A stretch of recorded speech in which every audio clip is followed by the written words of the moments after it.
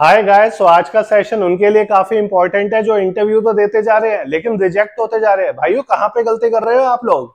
अब मैं बात कर रहा हूं आज अकाउंट्स पेबल के प्रोफाइल की। सो कौन से ऐसे टॉप 5 स्किल्स हैं जो आपको इंटरव्यू क्रैक करने के लिए चाहिए, और वही आज मैं कवर करने वाला हूं। बार बार कहते हो रोज ऑफर लेटर लाते रहते हो, तो आज ऑफर लेटर की जगह पहले आप सिलेक्ट होके आओ और मुझे अपना ऑफर लेटर दिखाओ।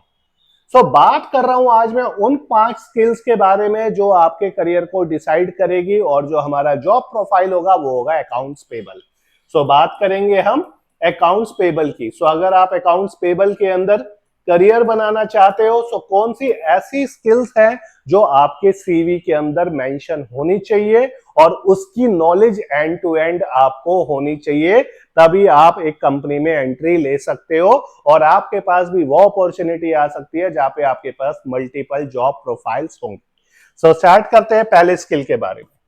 पहला स्किल है end to end knowledge of P2P। पहला ही इंटरव्यू का क्वेश्चन है, ये P2P और AP में क्या डिफरेंस होता है। बात कर रहे हैं हम अकाउंट्स पेबल की। जब आपके पास HR का कॉल आएगा ना, आप कहोगे सर मैं तो AP की तैयारी करके बैठा हूं, वो पहला क्वेश्चन ही क्यों पूछेगी, so are you looking for a job in P2P profile. कहेगा अरे ये साला P2P तो आता ही नहीं भाई। AP और P2P इसकी वीडियो डाली हुई है मैंने। इवन इंटरव्यू का क्वेश्चन है, दोनों में फर्क क्या होता है। पहला हमें जो है P2P की एंड टू एंड नॉलेज होनी चाहिए, और अकाउंट्स पेबल P2P का ही पार्ट है। P2P साइकिल जिसके अंदर परचेज रिक्विजिशन, कोटेशंस रिसीव करना, प्राइस कंपेयर करना, परचेज ऑर्डर क्रिएट करना, मटेरियल रिसीव करना, और उन इनवॉइसेस को प्रोसेस करना जो मटेरियल की आती है, वो काम जो होता है अकाउंट्स पेबल का होता है। ये क्वेश्चन आपसे 100% पूछा जाएगा। अगर P2P नहीं आता तो समझ लेना आपको AP के बारे में कुछ भी नहीं पता।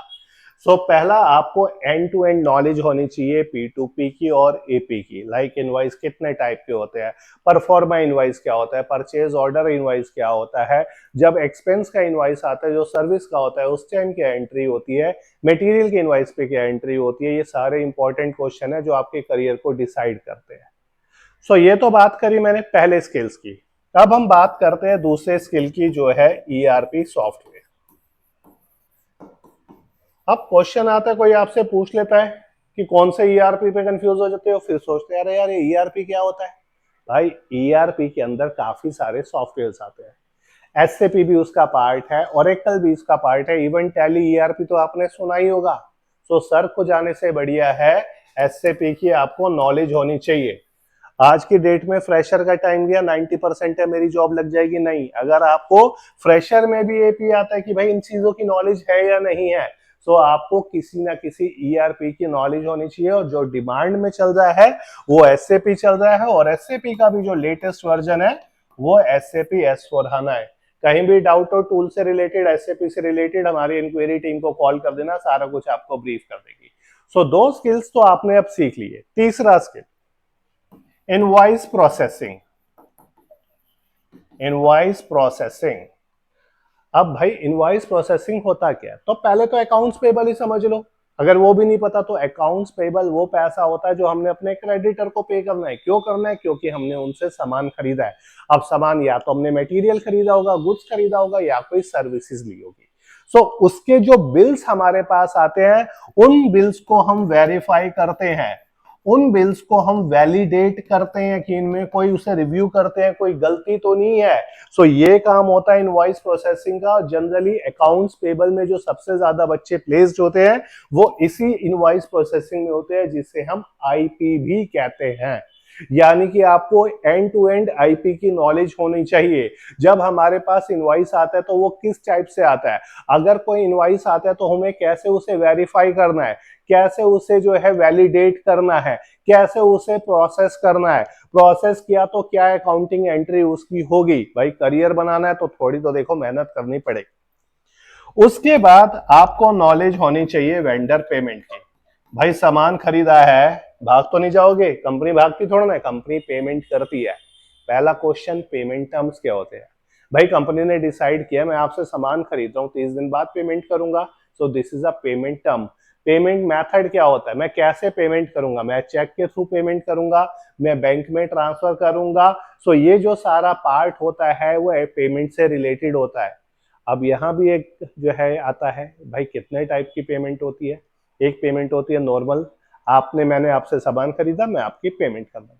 दूसरी होती है एडवांस, मैं आपके पास आया, भाई मुझे ये वाली आपका जो है प्रॉपर्टी पसंद है, रेंट पे चाहिए, आप कहोगे ठीक है 3 महीने का एडवांस देना पड़ेगा। सो ये जो है वो एडवांस का केस है। तीसरा होता है manual payment. Manual payment means like मैंने आपको 50,000 रुपए देने, अभी मेरे पास 25,000 है, मैंने 25,000 दे दी, this is a manual payment case. So इतने इन डेप्थ नॉलेज कहीं और नहीं मिलेगी। और लास्ट का जो स्किल है, फिफ्थ स्किल, वो है एक्सेल नॉलेज। देखो आज के डेट में ना आप एक्सेल से भाग ही नहीं सकते। आप एपी में जाओगे, आपको एक्सेल के ट्रैकर्स बनाने पड़ेंगे। आपको पता होना चाहिए कि एपी के अंदर एडवांस जो एक्सेल है उसके अंदर बेसिक से लेकर एडवांस एक्सेल किस तरीके से यूज होता है। एआर में जाओगे, वहां पे पेमेंट्स के ट्रैकर बनाने होंगे। और R2R में अगर आप चले गए तो भाई बना एमोर्टाइजेशन का ट्रैकर, बना एक्रूवल का ट्रैकर, बना लेजर्स का ट्रैकर, बना ये वाली रिकंसिलेशन, उड़ाओ उसे, सारा कुछ एक्सेल पे। ठीक है। और अगर आपका एक्सेल अच्छा है, सो ले डेटा एनालिस्ट, ले बिजनेस एनालिस्ट, ले फाइनेंशियल एनालिस्ट, ले फिक्स्ड एसेट अकाउंटिंग, ले फाइनेंशियल प्लानिंग एंड एनालिसिस, इतने सारे डोर खुलते हैं सिर्फ एक्सेल की, जिसकी आप कदर तो कर लिया करो यार। ठीक है।